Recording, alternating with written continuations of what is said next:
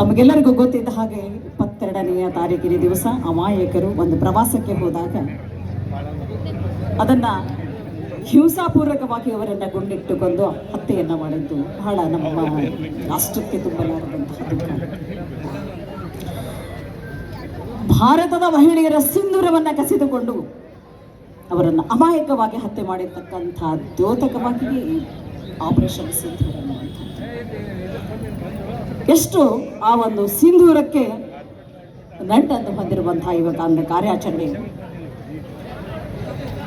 ಈ ಕಾರ್ಯಾಚರಣೆಯಲ್ಲಿ ನಮ್ಮ ಗಡಿಯಲ್ಲಿರುವಂತಹ ಭೂ ಸೈನಿಕರು, ವಾಯು ಸೈನಿಕರು ಮತ್ತು ಜಲ ಸೈನಿಕರು ಅತ್ಯಂತ ಮಾರ್ಮಿಕವಾದಂತಹ ಸೇವೆಯನ್ನು ಮಾಡಿ ತಮ್ಮ ಪ್ರಾಣವನ್ನೇ ಪಡಕ್ಕಿಟ್ಟು ನಾವು ಇವತ್ತಿನ ದಿವಸ ಆರಾಮಾಗಿ ಇರಬೇಕಾಯಿತು ಅಂದರೆ ಅವರ ಒಂದು ಅವಿರತವಾದಂತಹ ಸೇವೆ ಕಾರಣವಾಗಿದೆ.